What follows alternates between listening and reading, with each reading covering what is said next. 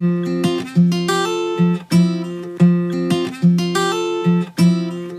दोस्तों, क्या हाल चाल है। आज से हम स्टार्ट करने वाले हैं क्लास 10 साइंस का केमिस्ट्री वाला पार्ट, जिसमें हम आज से पढ़ेंगे हमारा जो पहला चैप्टर है। चैप्टर का नाम है रासायनिक अभिक्रिया एवं समीकरण। दोस्तों, सबसे पहले तो हम अपना सिलेबस देखते हैं कि हमारे सिलेबस में क्या क्या है। सबसे पहले हमारे सिलेबस में है, पहले हम बात करते हैं हमारे कौन कौन से चैप्टर होते हैं इस वाले पार्ट में। पहले हमारा चैप्टर है रासायनिक अभिक्रिया एवं समीकरण। दूसरा चैप्टर हमारा है अम्ल क्षारक एवं लवण। तीसरा चैप्टर हमारा है धातु एवं अधातु। और चौथा चैप्टर है कार्बन एवं उसके यौगिक।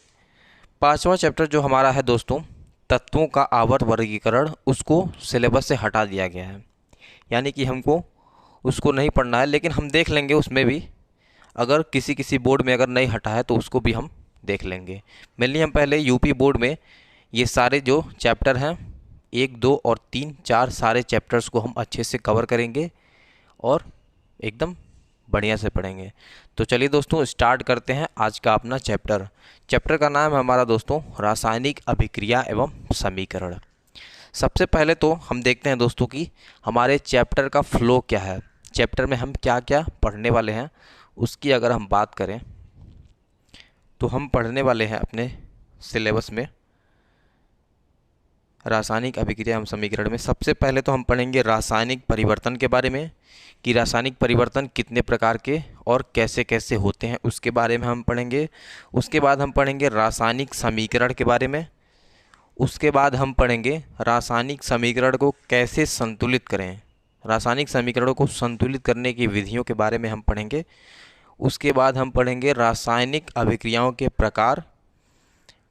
और अगला हमारा आता है संक्षारण। संक्षारण को हम अध्याय 3 में और अच्छे से डिटेल में पढ़ेंगे, लेकिन हम इसमें भी कुछ कुछ संक्षारण को पढ़ लेंगे। उसके बाद हम पढ़ेंगे विकृत गंधिता, यानी कि ये सारे टॉपिक्स हम इस चैप्टर में क्लियर करने वाले हैं, जैसा कि आप देख सकते हैं। तो चलिए दोस्तों, स्टार्ट करते हैं आज का अपना चैप्टर। अब सबसे पहले दोस्तों हम बात करते हैं कि परिवर्तन क्या होता है। जैसे कि हमारा परिवर्तन जो होता है वो 2 प्रकार का होता है। पहला हमारा होता है भौतिक परिवर्तन, जैसा कि आप सभी जानते हैं, बाहरी चीज़ों में जो हमें देखने में लगता है ऐसे परिवर्तन को हम भौतिक परिवर्तन कहते हैं। और दूसरा हमारा होता है रासायनिक परिवर्तन, यानी कि केमिकल चेंज। तो सबसे पहले हम बात करने वाले हैं कि हमारा जो परिवर्तन 2 प्रकार का होता है। परिवर्तन की बात करें हम,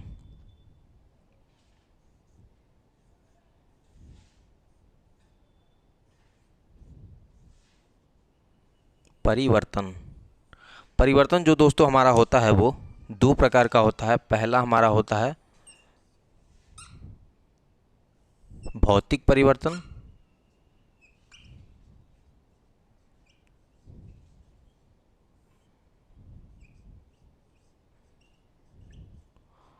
दूसरा हमारा होता है रासायनिक परिवर्तन।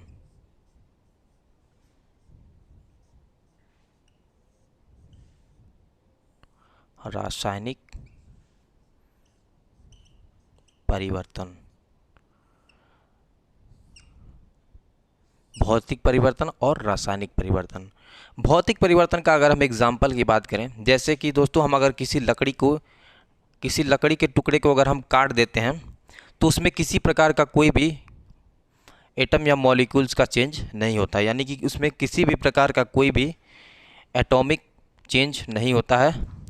इस प्रकार के हम परिवर्तन को भौतिक परिवर्तन कहते हैं। जैसे कि मान लीजिए हमारा जो वाटर होता है, यानी कि जल होता है, वो 3 स्टेट में हमें मिलता है, 3 फॉर्म में हमें मिलता है, 3 अवस्थाओं में मिलता है। जैसे कि मान लीजिए हमारे पास कोई बर्फ़ है, बर्फ़ को हम अगर गर्म करते हैं, बर्फ़ को अगर हम गर्म करें तो हमें जल मिलता है, यानी कि लिक्विड पानी मिलता है। और उसको अगर गर्म करें, जल को अगर हम और ज़्यादा गर्म करते हैं तो हमें जलवाष्प, यानी कि वाष्प में गैस के रूप में मिलता है। यानी कि इसमें जल की अवस्था तो चेंज हो रही है, लेकिन इसमें किसी भी प्रकार का कोई भी रासायनिक परिवर्तन नहीं हो रहा है, क्योंकि जो बर्फ़ का फॉर्मूला होता है वो H2O ही होता है और ये सॉलिड फॉर्म में होता है। जल का भी H2O ही होता है और ये लिक्विड फॉर्म में होता है, और वाष्प का जो होता है वो H2O ही होता है, लेकिन ये गैसी स्टेट में होता है। इस प्रकार के हम परिवर्तन को कहते हैं कि दोस्तों ये हमारा भौतिक परिवर्तन है।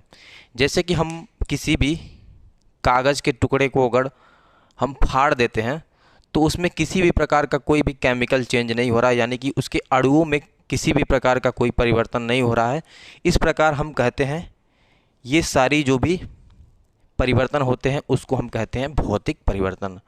अब भौतिक परिवर्तन ये भी होता है कि भौतिक परिवर्तन जो होता है वो उत्क्रमणीय प्रकृति का होता है, यानी कि उसको हम दोबारा रिवर्स कर सकते हैं अधिकतर, यानी कि हर स्टेट में नहीं। यानी कि हम मान लीजिए किसी भी कागज़ के टुकड़े को फाड़ दिए तो उसको हम दोबारा नहीं जोड़ सकते हैं, यानी कि मोस्टली जो होता है वो उत्क्रमणीय प्रकृति का होता है, लेकिन हमेशा नहीं कर सकते हैं। जैसे हम किसी कागज़ के टुकड़े को मोड़ देते हैं फिर उसको हम दोबारा प्राप्त कर सकते हैं, यानी कि ये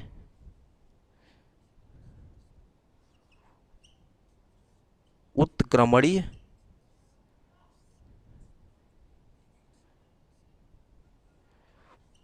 प्रकृति का होता है।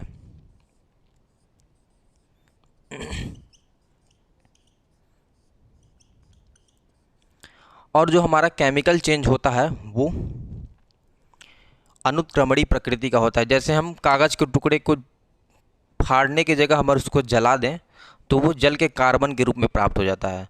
फिर हम उसको चाहे तो अगर कागज़ दोबारा बनाना चाहें तो हम उसको नहीं बना सकते हैं। इसलिए जो हमारा केमिकल रासायनिक परिवर्तन होता है वो अनुत्क्रमणीय प्रकृति का होता है। जैसे कि मान लीजिए हम कार्बन को O2 की उपस्थिति में जलाते हैं तो हमारा CO2 प्राप्त हो जाता है। ठीक, इस प्रकार हमें कार्बन और ऑक्सीजन से CO2 प्राप्त हो जाता है। इस प्रकार के परिवर्तन को हम कहते हैं रासायनिक परिवर्तन।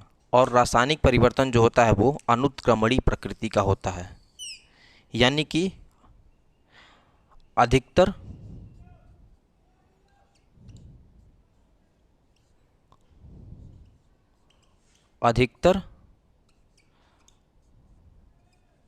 अनुत्क्रमणीय उत्क्रमणीय प्रकृति का भी होता है, लेकिन इसको हम हायर क्लास में देखेंगे। लेकिन अधिकतर जो होता है वो अनुत्क्रमणीय प्रकृति का होता है।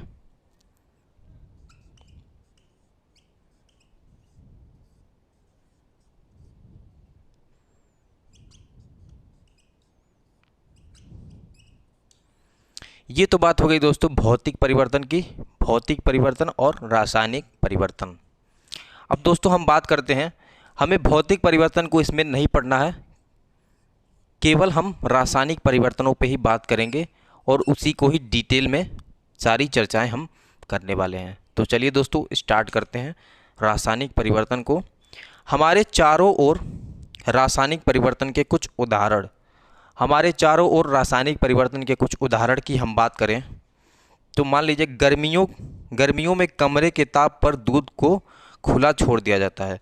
अब गर्मियों में कमरे के ताप पर अगर हम दूध को खुला छोड़ दें तो दूध हमारा फट जाता है। ये एक प्रकार का जो है रासायनिक परिवर्तन का ही उदाहरण है। अब दूध फट गया तो उसको हम दोबारा प्राप्त नहीं कर सकते हैं, इसलिए हम इस प्रकार के परिवर्तन को कहते हैं दोस्तों रासायनिक परिवर्तन।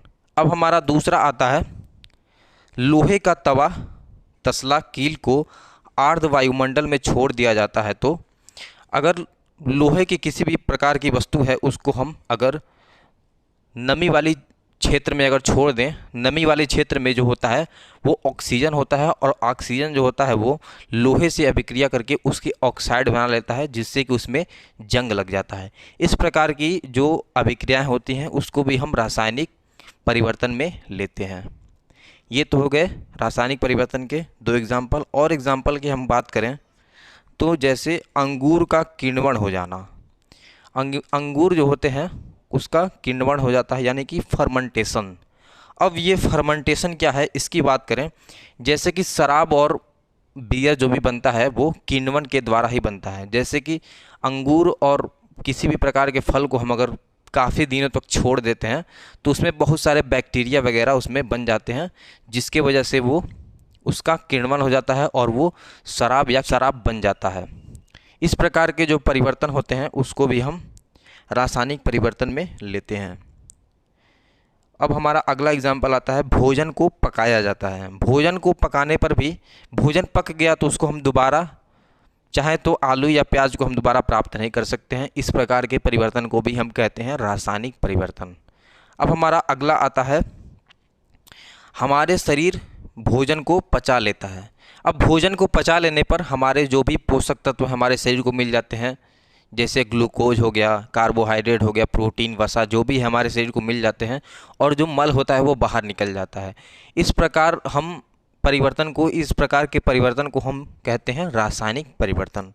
इस प्रकार हम सांस लेते हैं, सांस लेने पर भी हम ऑक्सीजन को अंदर लेते हैं, ये भी एक प्रकार का क्या है दोस्तों, रासायनिक परिवर्तन का ही उदाहरण है। ये तो बात हो गई दोस्तों हमारे चारों ओर रासायनिक परिवर्तन के उदाहरण, इस पे हम बात कर लिए। इसमें हमारा 1 2 3 4 5 6 पॉइंट है रासायनिक परिवर्तन के। अब दोस्तों हम रासायनिक परिवर्तन के कुछ क्रियाकलापों पर बात करेंगे कि रासायनिक परिवर्तन किस प्रकार होता है, कुछ प्रैक्टिकल पे बात करेंगे।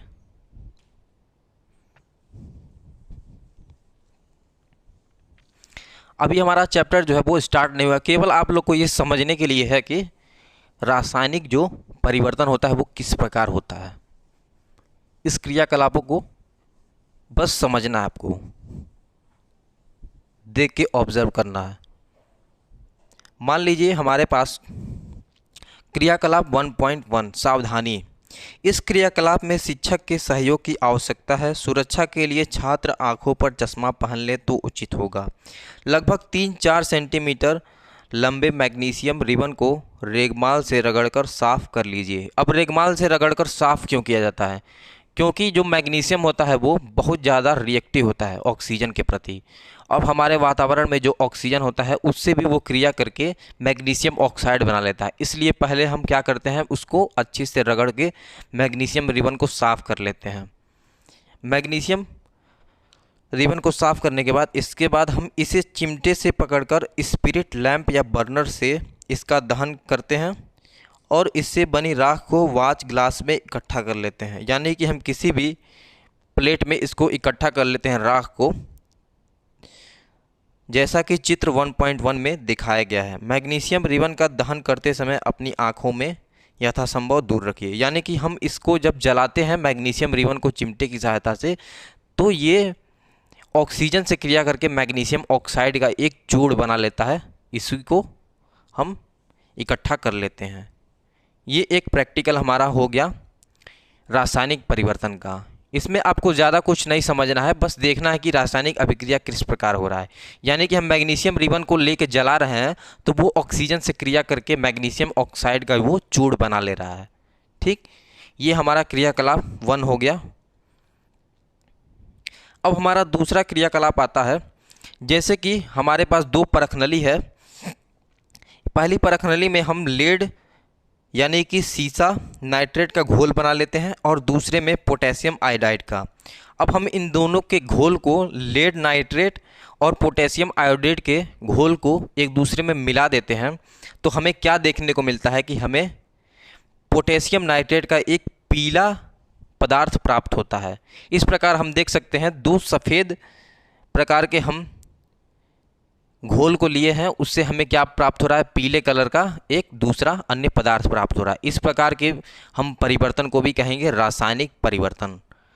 अब हमारा अगला एग्जाम्पल आता है, इसमें एक समीकरण भी दिया है। इस समीकरण से आप समझ सकते हैं कि रासायनिक अभिक्रिया किस प्रकार इसमें हो रही है। ऑल्दो हम आगे रासायनिक समीकरण को संतुलित करने के बारे में पढ़ेंगे तो हम अच्छे से रासायनिक समीकरणों पर बात कर पाएंगे। अभी आपको यहाँ पे बस ऑब्जर्व करना है कि रासायनिक अभिक्रिया किस प्रकार हो रही है, इसलिए इन क्रियाकलापों को दिया गया है, इसमें बस आपको समझने के लिए दिया गया है। अब हम आगे बात करते हैं। अगला टॉपिक हमारा है, अगला क्रियाकलाप हमारा है कि एक हम शंक्वाकार फ्लास्क लेते हैं और फ्लास्क में क्या हम लिए हैं, सल्फ्यूरिक एसिड यानी कि सल्फ्यूरिक अम्ल लिए हैं। अब हम तनु सल्फ्यूरिक अम्ल में जिंक का दानेदार जो भी पदार्थ मिलाते हैं तो हमें हाइड्रोजन जो गैस होती है उसमें से निकलती हुई, इस नली से निकलती हुई हमें दिखाई देती है। इस प्रकार हम कह सकते हैं दानेदार जस्ते पर तनु सल्फ्यूरिक अम्ल की अभिक्रिया से हाइड्रोजन गैस का निर्माण होता है। इस प्रकार की जो परिवर्तन होगा इसे हम कहेंगे रासायनिक परिवर्तन। ये तो बात हो गई दोस्तों 3 क्रियाकलापों के रासायनिक परिवर्तन को समझने की। अब हम